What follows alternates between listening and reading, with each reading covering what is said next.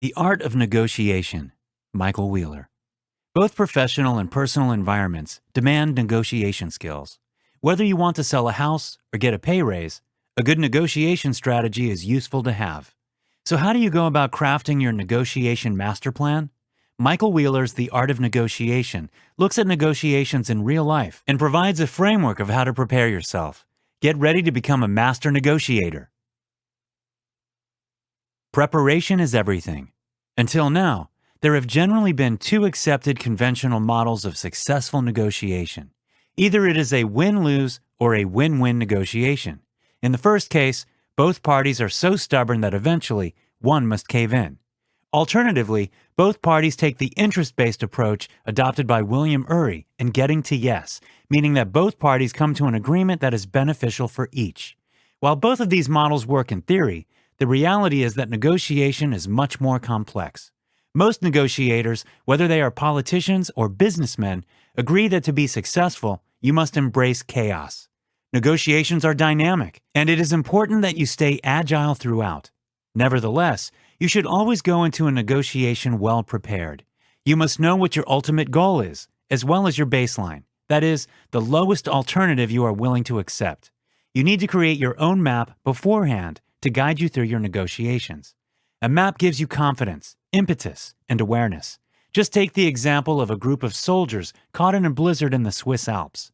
They had completely lost their way and had no idea if they would make it out alive. Luckily, one soldier found a map at the bottom of his backpack. They made camp for the night, and once the blizzard had cleared, they used the map to find their way back home. Several days later, they were back at camp, and the astonished commanding officer asked how they had survived. They showed him the map, and upon scrutinizing it, it turned out that this had been a map of the Pyrenees, not the Alps. Simply having a plan to stick to had given the soldiers the resolve to live and to make it back to camp. The same is true for negotiations.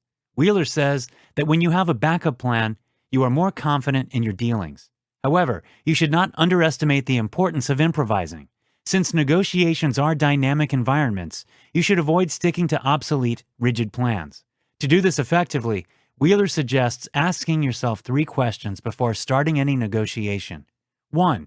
Should I negotiate? Which position are you in right now? What's your goal, and what are your fallback options? 2. Is now the time? What are the circumstances of your negotiation partner? Are you likely to be successful? 3. Do I hedge or go all in? Which key factors do you not know at the outset? To successfully answer these questions, it can be helpful to do a pre-mortem to balance out optimism and realism, and to avoid wishful thinking. Take some time to imagine the most likely ways there could be a major setback or a pleasant surprise. That way, you are less likely to be surprised during the negotiation. Improvising. Even though preparation in advance is essential for a successful negotiation, things might not go according to plan once you have started. Negotiations are shrouded in fog, so there is only so much you can know ahead of time. That is why it is important to adopt the right mindset from the outset. You must have emotional and mental calmness to stay in control of the situation. Master negotiators are both calm and alert, patient and proactive, practical and creative. If feelings do arise, put them to creative use. Be like a jazz player. Jazz musicians, unlike classical music players, do not have sheet music. They start with a theme, and then each instrument improvises upon the theme. The fact is that the various musicians do not have to know or even like each other to create wonderful, harmonious music. Take the Roots, for example. 2 of the founders of this famous jazz band do not get along on a personal level, but the music they create together still inspires the masses. A good negotiator is not only internally centered, but also aware of the negotiating partner's emotional state. Pay special attention to what the other person is saying, but also how they say it. Their intonation, wording, and body language all provide clues to how the other person is feeling. To improvise successfully, you should adopt a mindset of cautious optimism. Stay positive while simultaneously keeping an unflinching realism.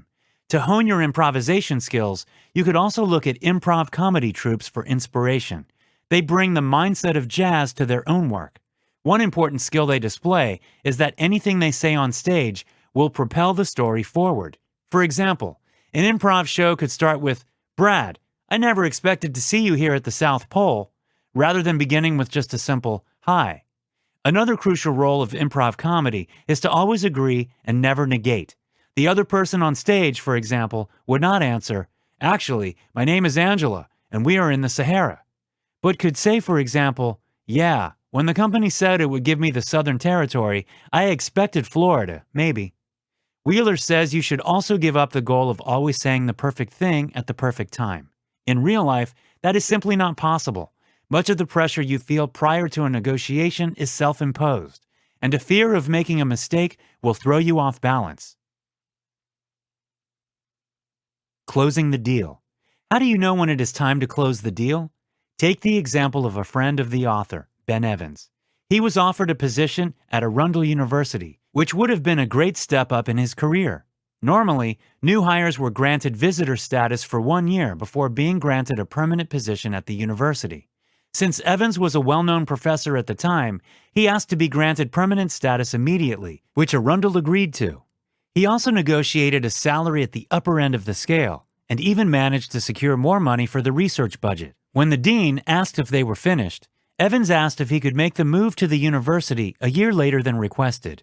This was not a deal breaker for him, but he did not make that clear during the negotiations. 2 days later, he received a letter of withdrawal of the offer from Arundel.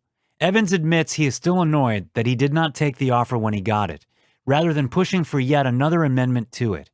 To decide when to take a deal, again, preparation comes in handy. Had Evans considered the other side's position beforehand, rather than only thinking about his own wishes, he might have been able to negotiate more effectively. Still, it is incredibly hard to say when to close a deal or push for more, since often, the only way you can know how far the other person is willing to go is by going one step too far and losing out on the entire deal. The key to deciding is to assess the risk. Are the possible wins worth the uncertainty, or would it be better to close the deal now rather than risk losing it completely? It is also important to pick the right way of saying yes. In Evans's case, for example, Wheeler says it might have been better for his friend to say something like, "Excellent, we've got a deal, for sure. I'd really appreciate it, though, if you could help me out on one last item." Even with all your preparation, you should still anticipate last-minute blow-ups. Real estate deals in particular are usually fraught with emotion, since one party is usually selling their home and the other has hopes for the future. The way you negotiate throughout the process will help set up the ending. So, if you can manage to keep emotions in check and have a respectful and calm negotiation throughout, you can be relatively certain there will not be any unpleasant surprises at the end. In real estate deals, there are usually several intermediaries, so a personal note to the actual seller can often make all the difference. Relationships matter. Become a master negotiator. To be a good improviser and negotiator, you also need to be creative. Often, the best deals are closed when one party can think of a creative solution. Take the example of Joseph Lash, an author who was asked to write a biography about Franklin Roosevelt. After years of research and effort, he finally handed in his 1,400-page biography to the publishing house, who, even though they loved the writing, decided that it was too long. When Lash was asked to make severe cuts, he canceled the deal altogether and went to another publishing house, W. Norton & Company. They also loved the writing, and also thought the manuscript was too long. One of the editors came up with a creative solution, however, published the book in 2 volumes. The publishing house did just that, and the series went on to win several book awards. Good negotiators know how to creatively solve negotiation impasses. They know how to use lemons and make lemonade out of them. When you are really stuck, it can also help to ask someone else for advice. Usually, when we have a bit of psychological distance from a problem, we can come up with more imaginative solutions than someone who is stuck in the middle of it. Expert negotiators also learn from their experiences. However, negotiations are wicked learning environments. Wheeler admits that since negotiations are often shrouded in fog, you may never quite know if you could have gotten a better deal. So even when you close a deal at the price you wanted to, you might still feel unhappy about the process. Wheeler warns that you must be careful about the conclusions you draw from your negotiations.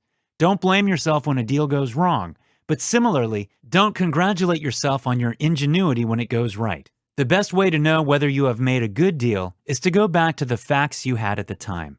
Even when the new facts come to light, you should still evaluate your decision with the original context in mind. You can still learn from your experiences, though, as long as you acknowledge uncertainty and keep these three key thoughts in mind. 1. Beware of mislearning. Admitting that you don't know is better than operating from an erroneous conclusion. 2. Don't confuse satisfaction with success. 3. Remember, it's not all about you. Another thing worth keeping in mind is that we are notoriously bad at predicting our future feelings because we tend to overestimate their impact. So the things you deem important now may actually turn out to be less important than expected.